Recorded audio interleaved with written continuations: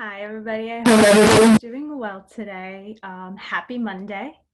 I think that, I hope everybody had a great weekend. I hope everybody got to relax a little bit. So I think that before we get started, I just want to say May the 4th be with you, since it is May 4th today. I think that I wanted to point that out for everybody. So today we're going to be talking about navigating long distance relationships. A little bit about who I am. My name's Elena. I'm a psychology extern at CAPS. Currently, I am pursuing my doctorate career in counseling psychology, but I have been working as a psychotherapist for the last 6 years. The reason that I picked this topic is because relationships are truly an important part of our life, and they take place in so many different aspects of our life, and that includes the relationship that we have with ourselves. And currently, with this pandemic going on, with this quarantine going on, I think that we've all had to learn how to navigate all our relationships. And a lot of our relationships have gone from being short distances and being able to connect with one another very easily to being long distance relationships, even though we're very close to one another. And through this quarantine, you might not even be quarantined with the person or the people that you would like to be quarantined with.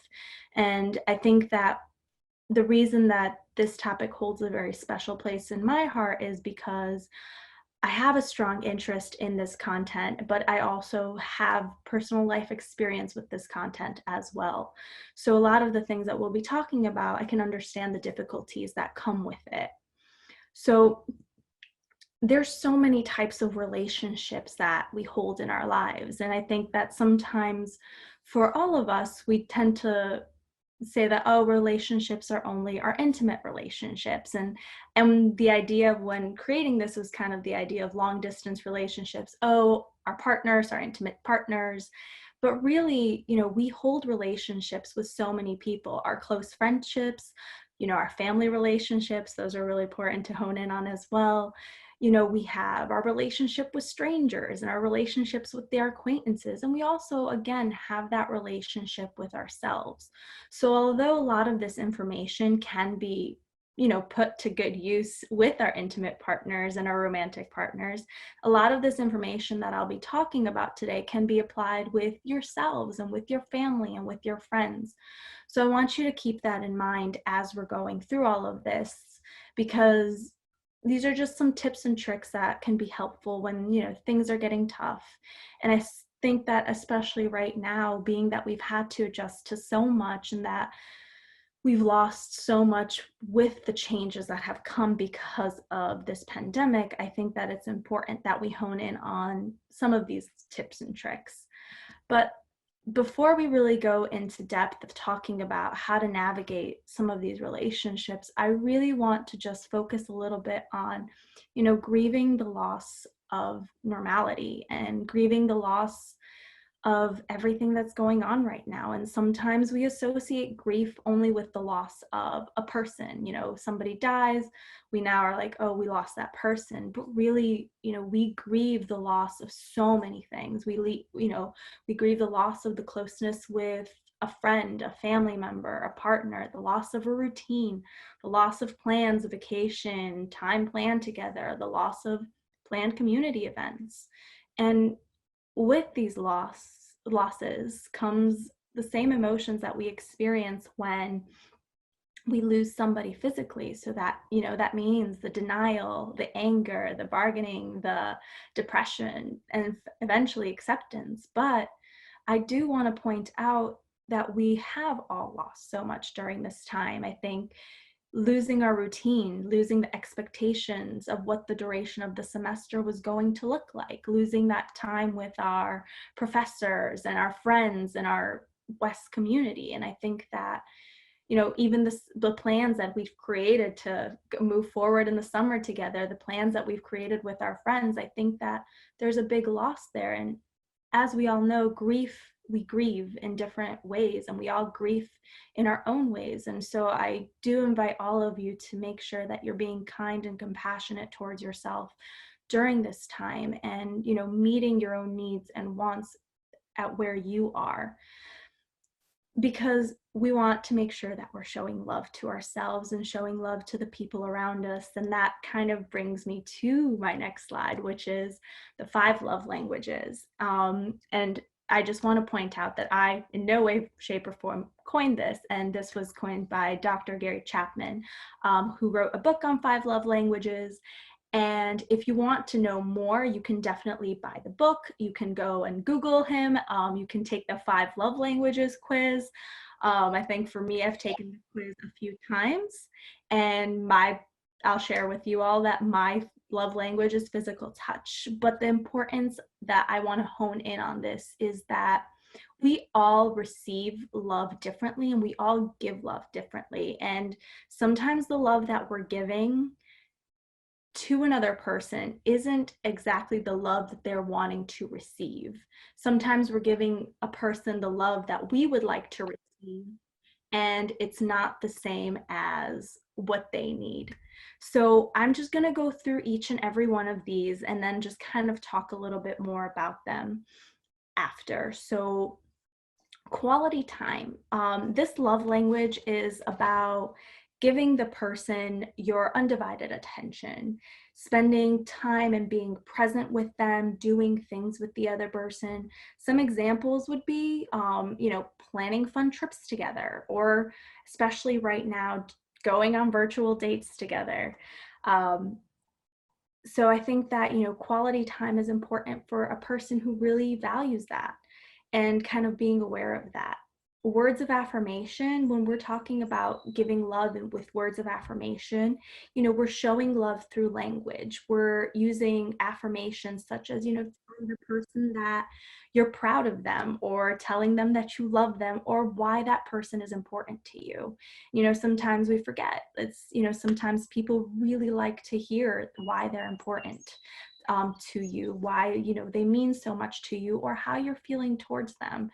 And sometimes people may kind of go inadvertently in their own ways to be like, hey, what do you think about me? Or, hey, how are you feeling about me? And I kind of just invite you to be open and kind of asking that person if, words of affirmation is the way that they receive love. Physical touch is showing love through touch, such as hugs, holding hands, thoughtful touches on the arms, etc. That one's a little bit kind of more of a quick overview, but when you're walking by a person, and I think that for us right now, because we aren't able to be physical, because we are all so separated because of this pandemic, I think that for those of us whose love language is physical touch, it can be a little bit more difficult. So finding ways of how to meet that need, and we'll talk a little bit more about that too, but it's just being aware of that. And acts of service is a love language about doing something for your partner or friend that that they would like.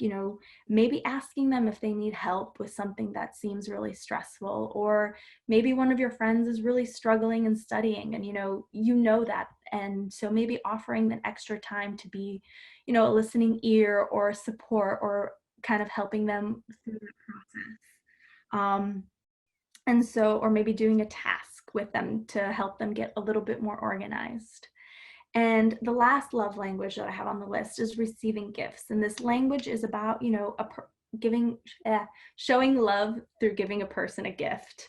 And it can be as simple as sending the person a card. It can be as simple as, sending a care package. Just be mindful of our current times, sending flowers. And I think that, we all have a different love language, and, all of these have been compromised for us in some way, shape, and form during the current times. And I think that knowing that for yourself and knowing what you're missing is really important, so that you can work on finding how to answer that for yourself, but also finding ways of requesting that from your partner or your friends or your family. And even for yourself, sometimes we think that, we can only receive love from others, and we forget that we can also give ourselves the love that we're looking for. And, we want to work on understanding ourselves. So, you know, taking the 5 love languages quiz online would be a good way to understand, you know, what is your love language and how do you like to receive love? It's a way that you can do that. Oh, I'm sorry, my computer just went there. Um, so, you know, for yourself, you know, if your love language is physical touch, give yourself a hug or a pat on the back. I mean, it's been a long semester. You've overcome so much. Give yourself a pat on the back for all the work that you've done. And if your love language is words of affirmation, you know, tell yourself how proud you are of what you've accomplished this semester. And if, you know, your love language is receiving gifts, get yourself a gift, you know, something that you've really been wanting. You know, treat yourself. And, you know, if you really like some quality time, spend some time with yourself, meditate, maybe go for a walk, go for a jog, you know, find things that are relaxing for you. And, you know, if, you know, your love language is acts of service, maybe cleaning up your space and making that space a little bit better for yourself, or maybe making an appointment and taking care of yourself. Maybe going to therapy might be pretty helpful during this time.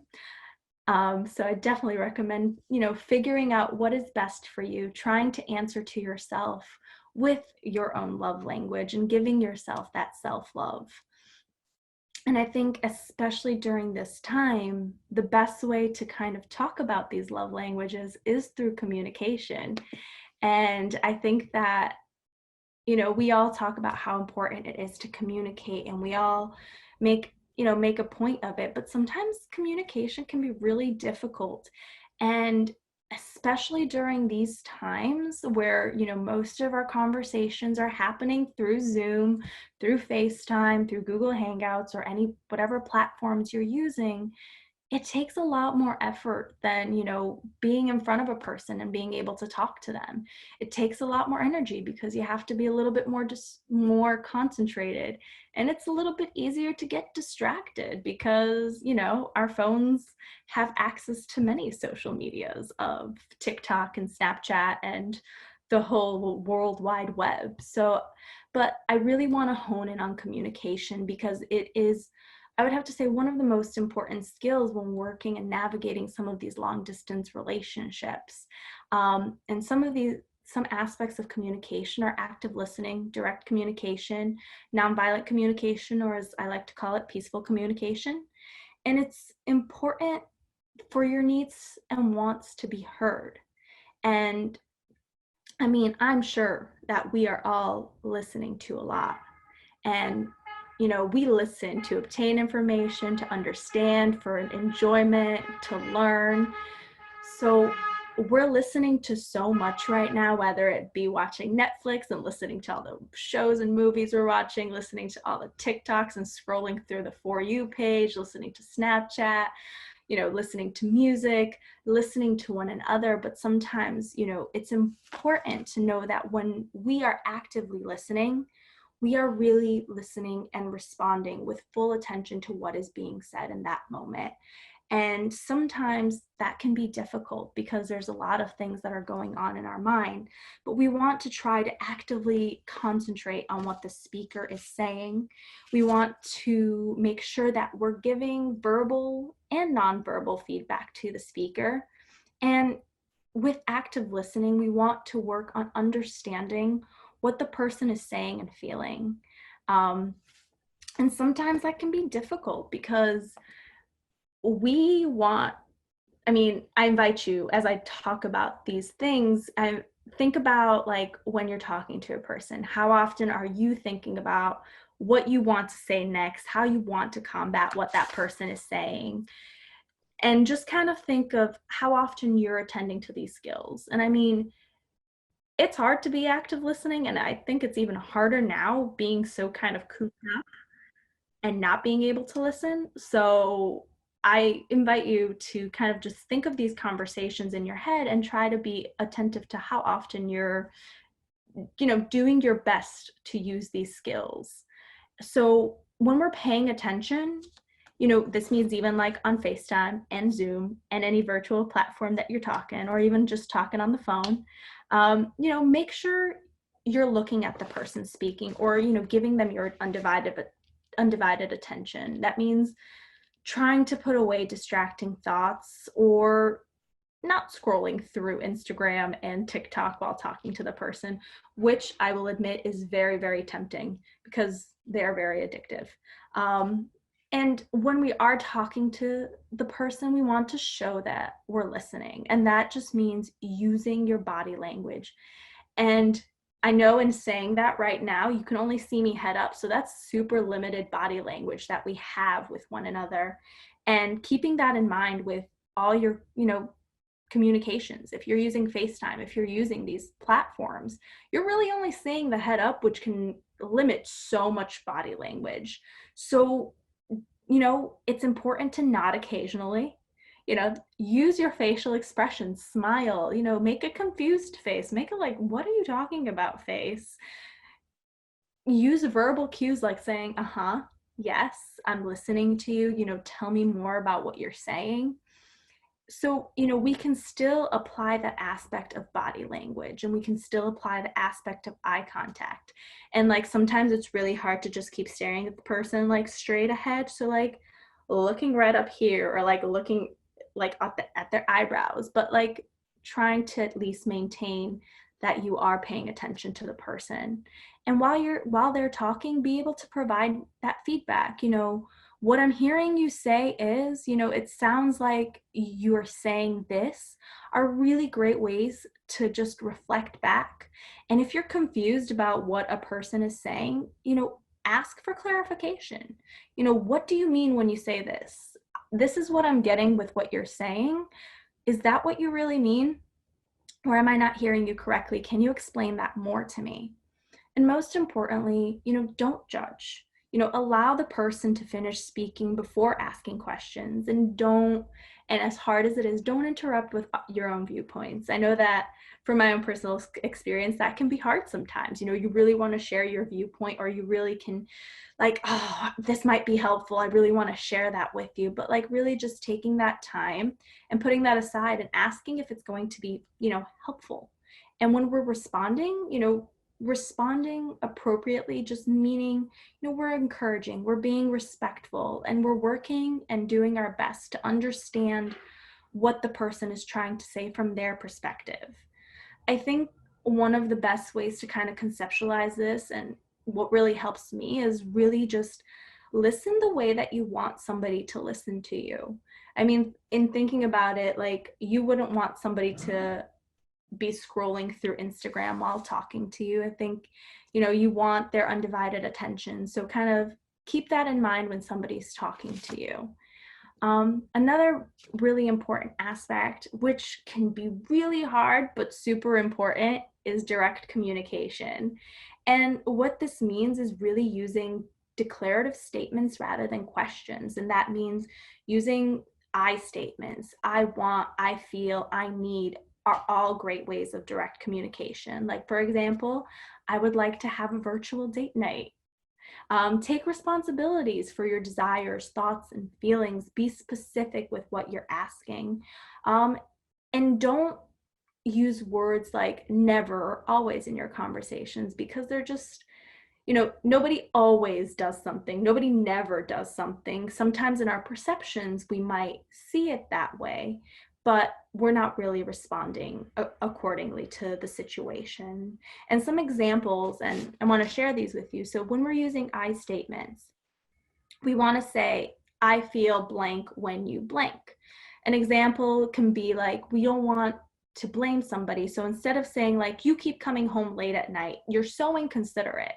Most of the time that will, activate a very defensive response to you and to the situation, and potentially might get into a disagreement, which is okay. But a way that we can, take that responsibility for our thoughts and feelings is by saying, I feel worried when you come home late. I can't even sleep. So at that point, we're sharing our feelings, we're sharing our thoughts, and we're sharing our concerns with that person, but we're also taking that responsibility.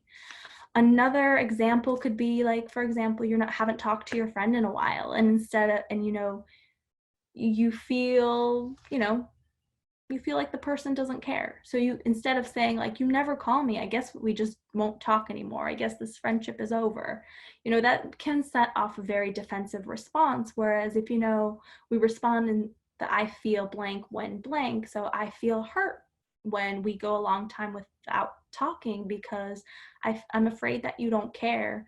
We are taking that responsibility again of our feelings and our thoughts, and we're sharing them with that person. So when we're using direct communication, we want to ensure that we're being, clear and using that plain and simple language. And that's important because it makes it a little bit easier for the other person to understand where we're coming from. And when we're using this plain and simple language, we just want to be open and talk about what is actually happening. I mean, sometimes we get nervous or it's scary to be direct with somebody because you don't know what their response is going to be. And, that can cause its own worries, but usually it helps when we're just being direct, because sometimes we can get that response quicker, even though that response might sometimes not be what we want to hear. And I think one thing that I really want to hone in with direct communication is that you have the right to say yes, but you have absolutely every right to say no without reservation. And if you say yes to something, so say you agree to have breakfast with your friend virtually and you change your mind, it's okay to say, hey, I don't want to do this, or I've changed my mind. Can we reschedule? It's okay for you to change your mind. It's okay for you to say no. And it's sometimes difficult just navigating these relationships from a distance because you have to put a lot more effort in them. And something that's important to understand is, when we're talking, we're trying to understand one another. And so I think that the best way to be proactive with our communication, which can be difficult, is to make sure we're doing regular check-ins with one another. Make sure that we're talking about things when they're small rather than when they get big, because when a problem gets bigger, it seems so much more difficult to deal with. So kind of talking about things while they're still small, expressing your needs early and often, and letting your partner or friends know and family know where you are emotionally. If you're having a really great day, share that with them, saying like, hey, I'm having such an awesome day today, and I really wanted to share some of those positive vibes with you. And if you're not having that great of a day, reaching out and saying, hey, it's been a tough day for me. I would really like someone to talk to, or I would really like some space right now. So if I'm not responding, it's because I'm really taking time for myself. So, talk to those around you about what is going on. The next aspect is we want to make sure that we're having peaceful communication. So when we're using nonviolent communication, we're separating our observation and evaluations and judgments, separating them from our feelings and needs, and using strategies and actions during this time. So when we're observing, I invite you to think of this with me. It's like when you observe something outside and you pull out your phone and you're like, I'm going to take a picture of that. You just make a snap judgment, you take that picture, you capture it, and you don't actually start the editing process yet. It's just an observation. And that's how I invite you to kind of think about the aspect of communication. We're observing what's going on. Feelings must focus on what is being felt. So focusing on the emotion, rather than saying, you make me feel this way. Instead saying, I feel this way when, because really nobody can make you feel any type of way. I can't point at you and say like, you are mad today. I have no control on how you feel in that sense. There's, you get to have some control and responsibility of how you are responding and reacting to the situation. So when we're responding, I feel this way when blank, we're taking again that responsibility for our feelings. Needs must also focus on you. So focus on defining and fully explaining your needs. Whatever you need in that moment, ask for it, verbalize it. And sometimes, again, it's difficult, especially if we're doing it through video chatting, through phone calls, and sometimes even now through texting, because it's even hard to put that effort in those conversations. But it's really important to make sure that our needs are being heard. And oftentimes, when we request for something, ultimately that request is for communication or more communication. So again, when you are in a situation, expressing what you need in that moment, knowing how it's going to help you. And sometimes we don't know what's going to help us in any given moment, and communicating that and saying like, hey, I feel sad right now and I'm not sure what will help me. And that's okay. And something that's really, really important is that disagreements are okay. And I'm sure that a lot of us will do everything we can to avoid disagreements, to avoid conflict, because it's not fun, it's uneasy, it just sucks.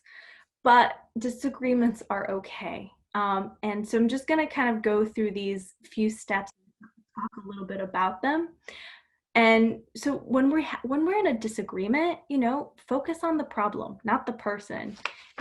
When a disagreement turns into personal insults, us raising our voices or mocking each other, the conversation is no longer productive.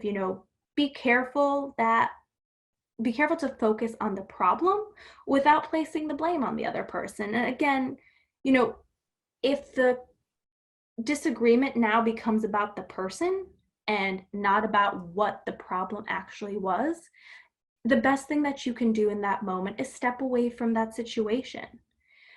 And I know we talked about active listening. Reflective listening is very much the same, where, it's important for us to focus on what the other person is saying. And sometimes when we're in a disagreement, that can be super difficult because we really want to say what is on our mind and kind of really quickly combat them. But before responding to the other person, something that I would recommend is restating what they said to you. And that could be very hard in like the heat of the moment, but like taking that time. So I heard you say this, is that correct? And continue this process until both of you understand each other, not just you, the other person needs to do the same thing. So just kind of keeping that in mind. And use this technique to make sure that both of you, or all of you, because disagreements can happen in groups, are feeling understood and heard. Again, really big focus on the I statements, taking that responsibility. I feel hurt, I feel like you're not listening to me. It takes away from that blame so that the other person isn't likely to respond in a more defensive tone. And I think it's really important to know when to take a time out. If the other person or you are becoming very argumentative, insulting, aggressive, it's a good time to take a time out.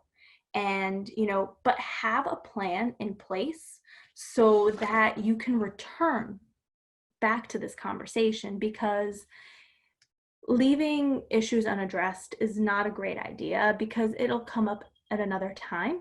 So making sure that once both of you or all of you have calmed down, you're returning to the situation and further discussing it. And sometimes, disagreements don't have a solution.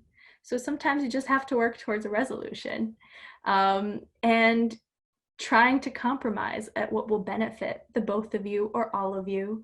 And ask yourself if this disagreement really matters in your relationship. And if it doesn't, move on, find something else to discuss, or, work on, again, that compromise.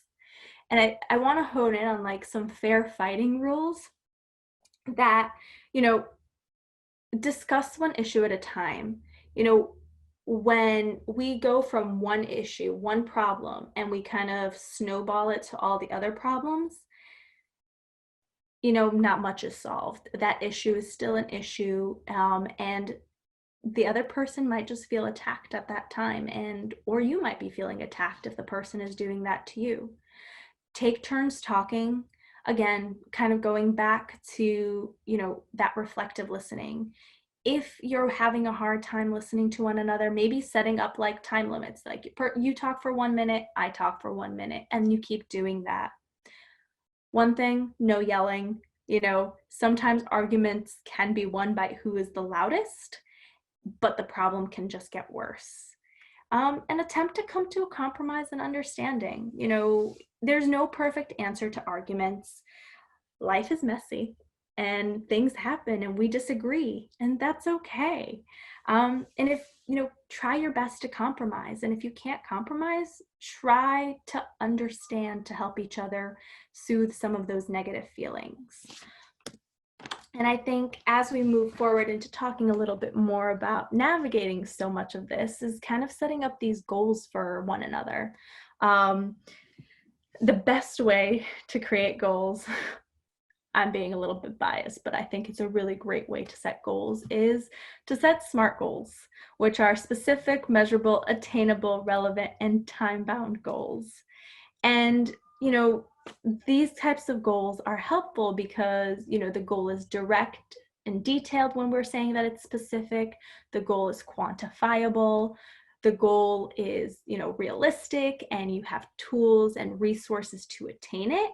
The goal is relevant because the goal aligns with your mission or whatever you want to get out of it. And the goal is time-based because it has a deadline. And so, some things that you can be planning now can be virtual dates or virtual movie nights. And we'll talk a little bit more about that as we go through this. But, maybe saying, I want to set up one virtual date night with my best friend every week or this week, and kind of setting that goal for yourself. It's specific because it's with you and your best friend. It's this week. It's measurable because you can measure the time when you can do it. It's attainable because you have the tools to do it. It's relevant because you want that connection. And it's time-based because it does have a deadline because you want to do it this week. Some things that you can all work on, whether it be with your friends, your families, your partners, or with yourselves. Plan trips for the near future when we can all go out there, schedule virtual dates and show up for them. And if you change your mind again, that's okay. Maybe reschedule it.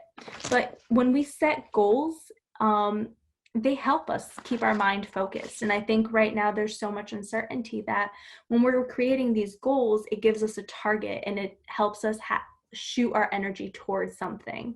It allows us to hit that target when we do actually go through with the goals that we have made and the plans that we make. It helps us see the progress that we've made and kind of look back on all the things that we've done. And it gives us something to look forward to. And also it breaks up some of this large quantity of time, which I know I felt, and I'm sure you all have felt it too, but this idea of like what day of the week it is. So these goals can help you like break up that week into smaller chunks and kind of be aware of what day of the week it is. And if you're not aware, that's also okay too. And, with setting goals, we're able to celebrate mini successes and milestones. It helps us stay prioritized and organized. And it's also a visual reminder. So when we have our goals written down and we're able to look at them, we're able to say like, oh, yes, I'm looking forward to that. Oh, yes, I can definitely do that. So I think that that's really important to kind of have there.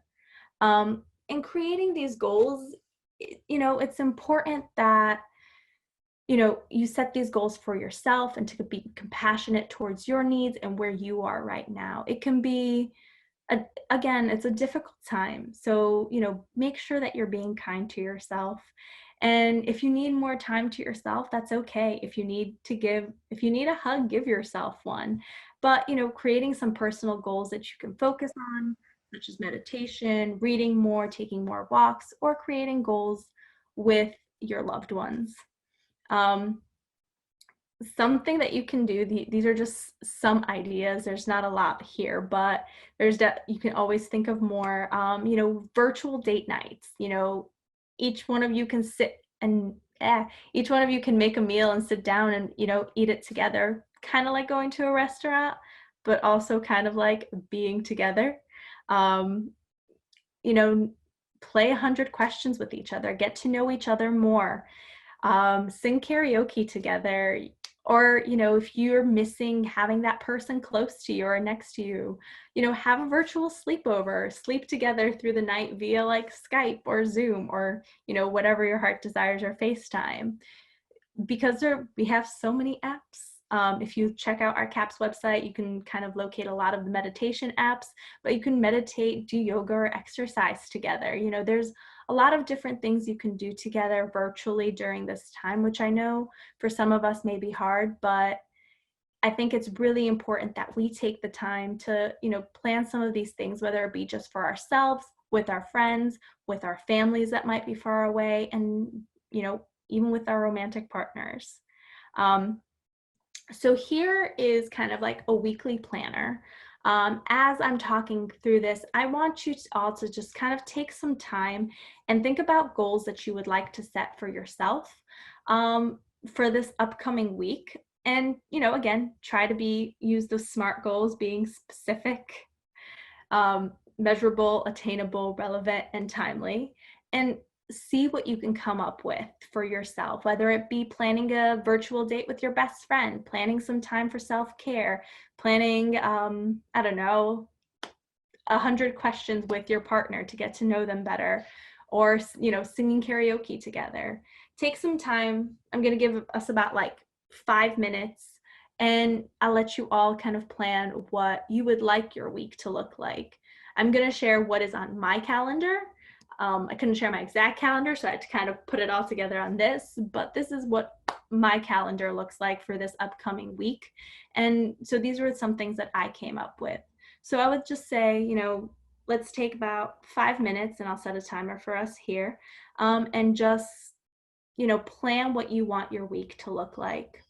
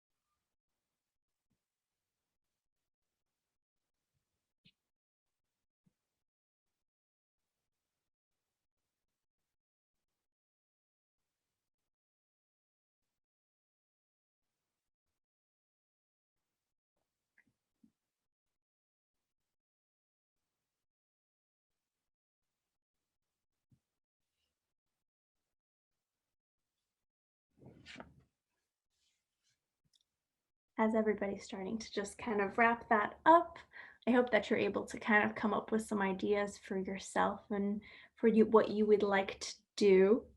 And I think to kind of wrap this all together before we get here, it's right now and always, long distance relationships are difficult and they're hard to navigate because they do require so much effort. They do require, time and space.